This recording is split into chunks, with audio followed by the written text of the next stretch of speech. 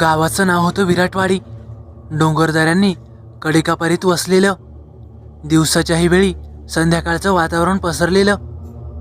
गावात फारसं काही विशेष नव्हतं, पण एक गोष्ट मात्र कायम चर्चेत असे, जुन्या शाळेचं भुताटकी रहस्य. ती शाळा गावाच्या बाहेर मोठ्या वडाच्या झाडाच्या सावलीत खूप वर्षांपासून उभी होती.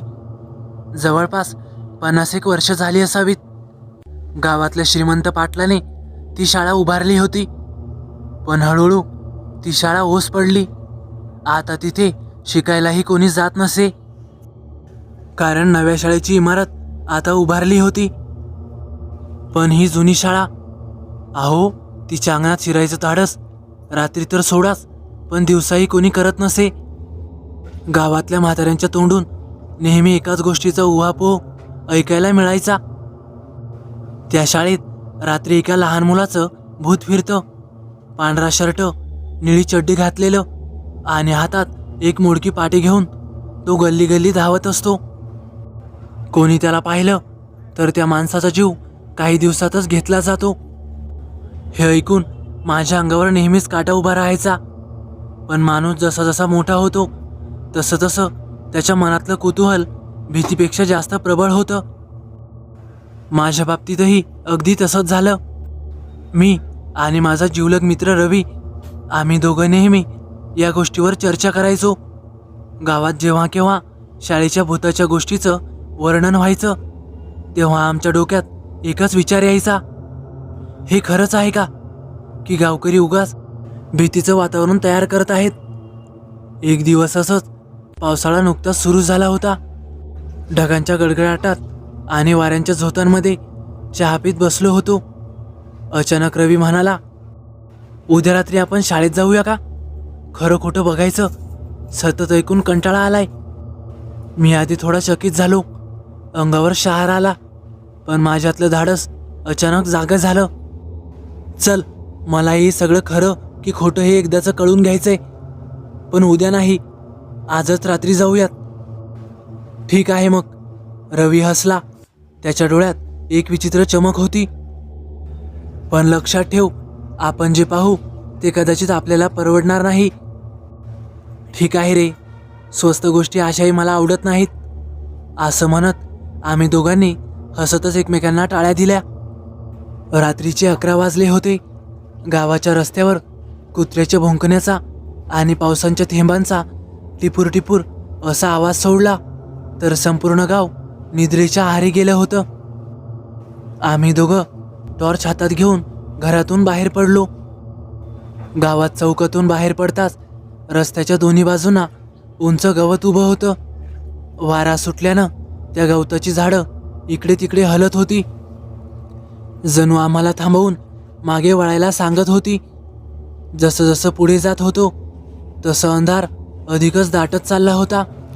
आकाशात ढग दाटून आल्यामुळे चंद्राचा उजेडही कुठेही दिसत नव्हता. फक्त आमच्या टॉर्चचा पिवळसर उजेड कधी जमिनीवर तर कधी झाडांच्या खोडांवर पडत होता.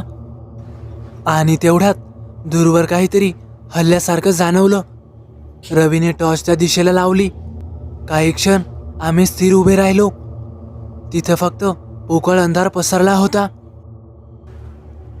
काही नाही बाप्पा, तुझ्या मनाचा खेळ आहे, रवी म्हणाला. पण माझ्या छातीचा ठोका आधीच चुकायला लागला होता. शेवटी आम्ही त्या जुन्या शाळेच्या दरवाजापाशी येऊन पोहोचलो. दरवाजा अर्धवट उघडाच होता. जोराचा वाराही सुटला होता. वारा सुटला की तो खडखड असा आवाज करत मोठ्याने हलायचा. आतमध्ये पूर्ण अंधार होता. मी पहिला पाऊल टाकला. आत गेल्यानंतर एक कुबट वास अचानक नाकात शिरला. जणू शेकडो वर्ष तिथं कुणी श्वास घेतला नव्हता. भिंतींवर पांढऱ्या चुन्याचे डाग सोलून पडले होते. छतावर कोळ्यांची जाळी पसरली होती. मध्यभागी एक मोठं अंगण होतं आणि अंगणाच्या डावीकडे 5-6 वर्ग खोल्या. आम्ही सगळ्यात पहिल्या वर्गात शिरलो. आत गेलो तर भिंतीवर अजूनही जुन्या चित्रकथा चिटकवलेल्या होत्या. काही बाकं तुटून पडलेली होती. कोपऱ्यात लोखंडी कपाट उघडं पडलेलं होतं. त्यामध्ये पाट्या, जुन्या वह्या धूळ खाऊन बसलेल्या होत्या. रवीने अचानक माझ्या खांद्यावर हात ठेवला. इकडे बघ ना. समोरच्या झोक्यावर हलकी हलकी हालचाल सुरू झाली. आम्ही दोघं एकदम गप्प झालो. वाराही नव्हता.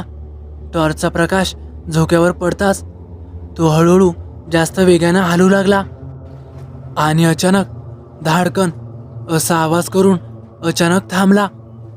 आम्ही घाबरून एकमेकांकडे पाहिलं. मी हळू आवाजात विचारलं, हे पाहिलंस का? झोका स्वतःहून हलत होता आणि अचानक थांबला. रवी काहीही बोलला नाही. तो टॉर्चने इकडे तिकडे प्रकाश टाकू लागला आणि तेवढ्यात वर्गाच्या मागच्या बाजूने एक टकटक असा आवाज यायला लागला. जणू कोणी खडूने फळ्यांवर लिहत होतं. आम्ही वळून पाहिलं आणि आमचं रक्त गोठलं. फळ्यावर पांढऱ्या खडूने कोरलेले शब्द आमच्या डोळ्यांसमोर चमकत होते. ते शब्द होते, मी इथेच आहे. रवीचे हात थरथर कापायला लागले. मी त्याच्या चेहऱ्याकडे पाहिलं तर तोही माझ्यासारखाच पांढरा फटक झाला होता.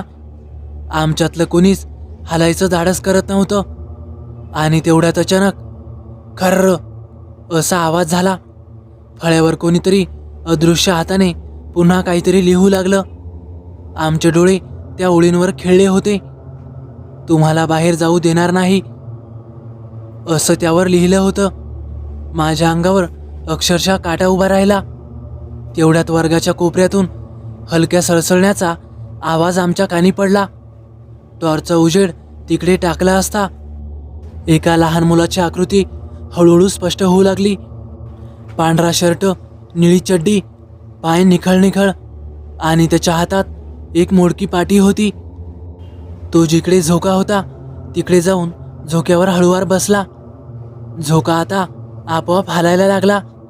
त्याच्या चेहऱ्यावरचे भाव मात्र थंडगार होते. न स्मित, न रडकं, न घाबरणं. फक्त दोन खोल डोळे आमच्याकडे रोखून बघत होते. रवी हळू आवाजात कुजबुजला, बाप्पा पळायचं का? मी मात्र श्वास रोखून उभा होतो, कारण पायच हलत नव्हते. तेवढ्या दिव्याचा फडफडणारा प्रकाश पेटला. ठक ठक ठक असा आवाज करून ट्यूबलाईट चमकली आणि अचानक बंद झाली. वर्गात अंधारच अंधार पसरला. त्या अंधारात आम्हाला फक्त झोक्याचा कर्णकर्कश आवाज आणि त्या मुलाच्या हलक्या हसण्याचा असा टोकदार स्वर ऐकू आला. मी कशीबशी हिंमत एकवटून रवीचा हात पकडला आणि दरवाजाकडे पळायला लागलो. पण दरवाजाजवळ पोहोचलो तर दरवाजा आपोआप धाडकन बंद झाला. आता मात्र आम्ही आतमध्ये अडकलो होतो. बाहेर वाऱ्याचा झोत सुटला होता. खिडक्या धडाम धडाम असा आवाज करत मोठमोठ्याने वाजू लागल्या. वर्गभर धूळ पसरली आणि त्या धुळीतून मुलाची आकृती पुन्हा उभी राहिली. तो हळूहळू पुढे सरकत होता. त्याच्या पावलांचा आवाज आम्हाला ऐकू येत नव्हता, कारण पायच नव्हते. फक्त जमिनीवरून हवेत घसरणारी त्याची सावली आमच्याकडे सरकत होती. रवीने जोरात ओरडत टॉर्च त्याच्या चेहऱ्यावर टाकली. क्षणभर उजेड पडला आणि त्या मुलाचे डोळे लालसर ज्वालासारखे चमकले. तो कर्कश किंचाळला, का आलात तुम्ही माझ्या वर्गात?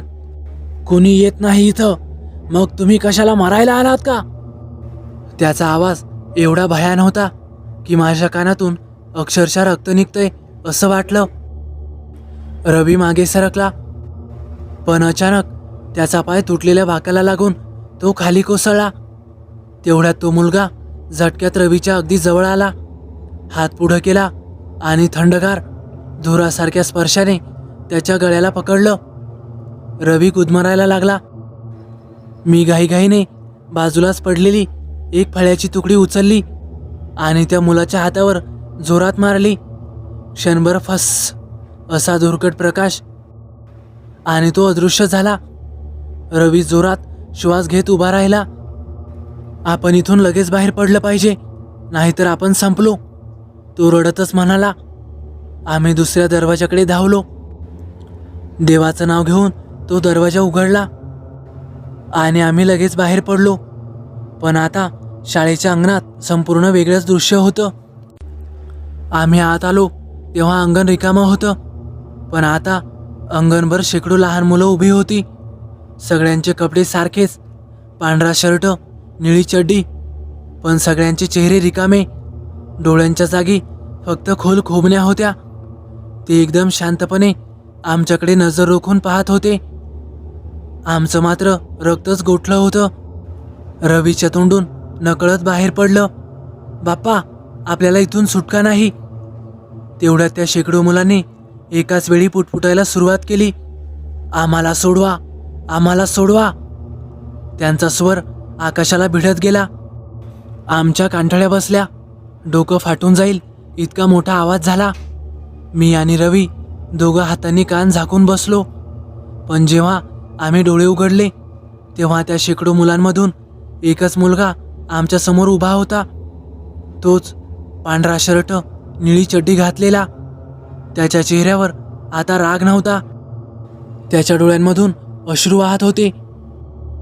तो हळू आवाजात म्हणाला, तुम्हाला माहित आहे का आम्ही इथे का अडकलो आहोत? ते मुलं तिथे का अडकले होते? रवी आणि बाप्पा यांचा जीव वाचतो का? हे जर तुम्हाला बघायचं असेल तर तुम्हाला या कथेचा भाग दुसरा बघावा लागेल. आज रात्री 9 वाजता या कथेचा भाग दुसरा आपल्या चॅनलवर प्रकाशित होणार आहे. हा भाग तुम्हाला आवडला असेल तर नक्कीच लाईक करा, कमेंट करायला विसरू नका. आणि हो, रवी आणि बाप्पा नेमकं वाचतात का? ती शाळेमध्ये अडकलेली मुलं नेमकी कोण आहेत आणि ते तिथे कसे अडकलेत? या रहस्याचा उलगडा आपल्या भाग 2 मध्ये होणार आहे. तर बघायला विसरू नका या कथेचा भाग 2. तर चला भेटूया पुढच्या भागात. धन्यवाद.